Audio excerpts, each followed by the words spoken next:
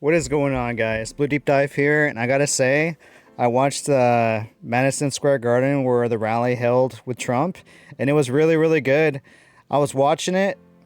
I was actually gonna check a little bit of the rally, and then I was gonna go upstairs and do a couple of things, make videos and such, like my hobbies.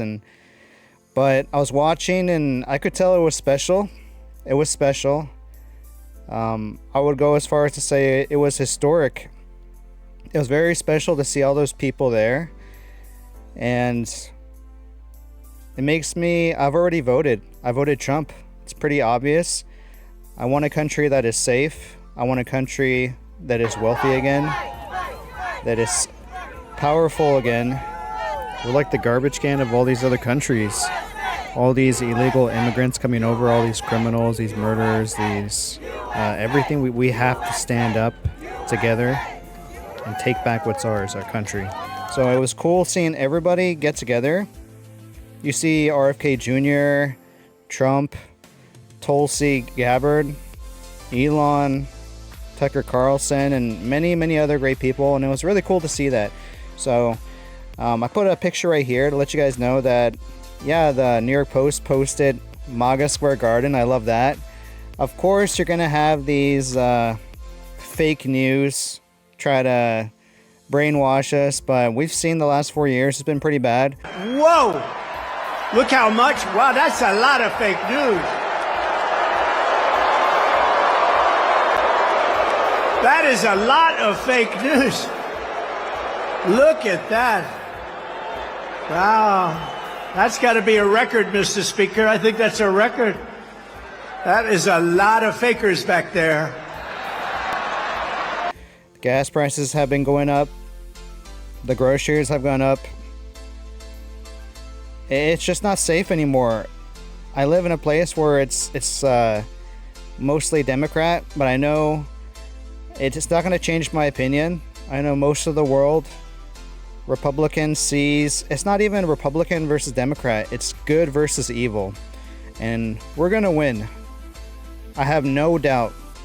I'm going to be ready. I already have my Maga flag coming in from the mail. I'm prepared for victory to celebrate it. But yeah, I want to make this video, and this was pretty cool seeing Elon Musk there to celebrate, and basically being very excited to, it was an event, and I'm actually jealous I wasn't there. And I heard over 100,000 people were there total, like if you're including the people outside the arena. But yeah, it was great. I'm very excited to see the next coming days. I want to see what RFK Jr. is going to do. Tulsi Gabbard. It's basically the team for the people. I'm for the people. I vote Trump. So I guess we're all on the same page. So I got one final question for you. What you gonna do, and who's gonna make America great again? God bless Donald Trump. He's our next president.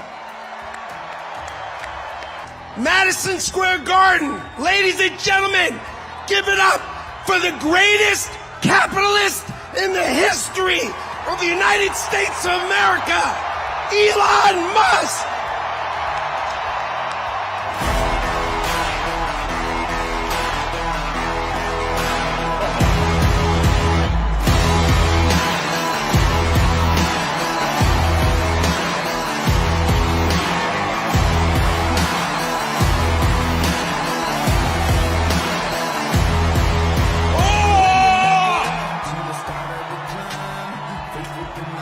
All right. As you can see,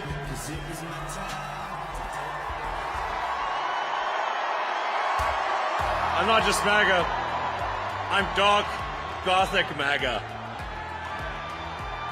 Side's got a lot of crazy endorsements. Swift, Eminem, Leo DiCaprio, Beyonce. Every day the Democratic Party looks more and more like a P. Diddy party. Oh, okay. By the way, we didn't choose the name for that by random. Merit Street Media. This country was built on hard work, added value, and talent, not on equal outcome. not on DEI.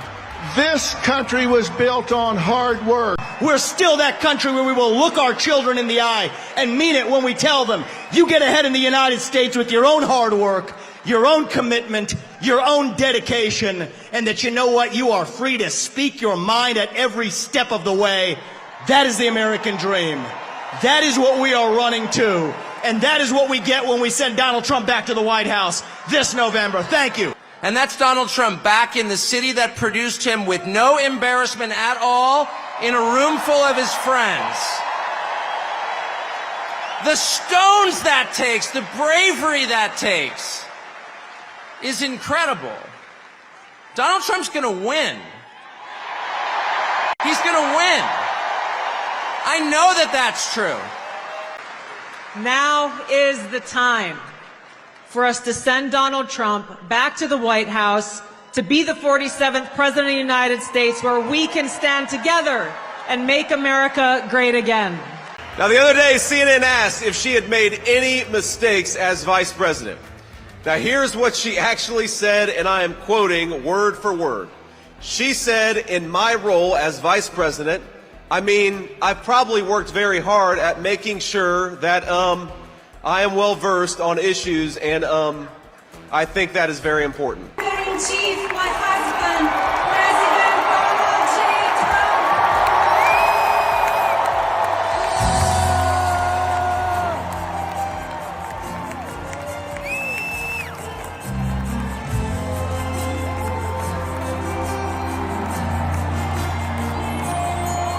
If tomorrow all things were gone, I worked for all my life. I never smiled again.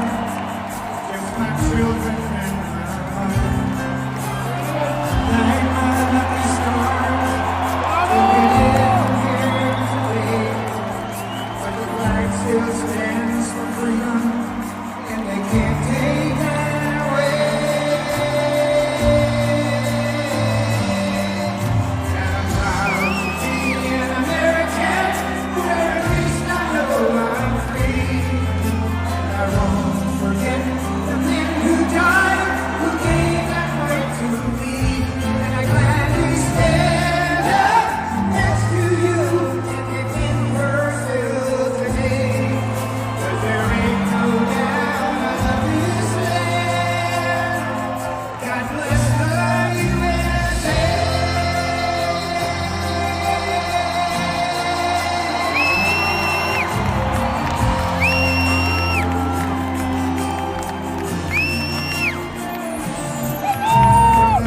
Every problem facing us can be solved, but now the fate of our nation is in your hands.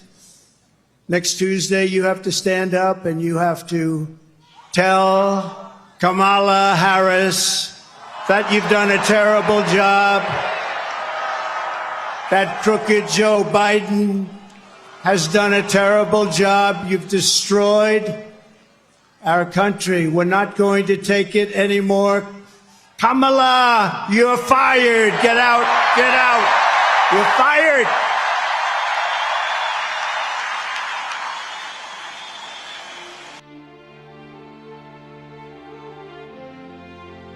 In my short time in Washington, I've seen firsthand how the system is broken.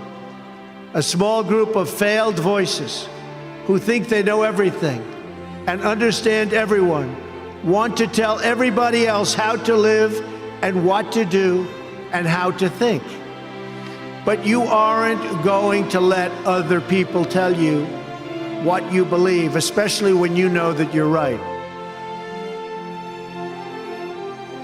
You must go forth into the world and turn your hopes and dreams into action. America has always been the land of dreams because America is a nation of true believers. When the Pilgrims landed at Plymouth, they prayed. When the founders wrote the Declaration of Independence, they invoked our Creator 4 times. Because in America, we don't worship government, we worship God. Remember this, nothing worth doing ever came easy. Following your convictions means you must be willing to face criticism from those who lack the same courage to do what is right, and they know what is right, but they don't have the courage to take it and to do it. The more people tell you it's not possible, that it can't be done, the more you should be absolutely determined to prove them wrong. Treat the word impossible as nothing more than motivation. Relish the opportunity to be an outsider.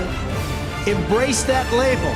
Being an outsider is fine. Embrace the label. Because it's the outsiders who change the world and who make a real and lasting difference. I've seen so many brilliant people. They gave up in life.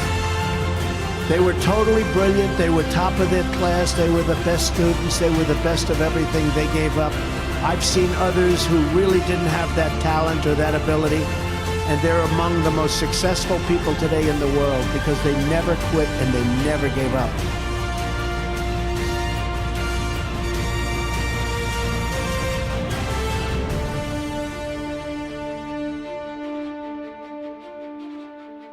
So just remember that. Never stop fighting for what you believe in and for the people who care about you.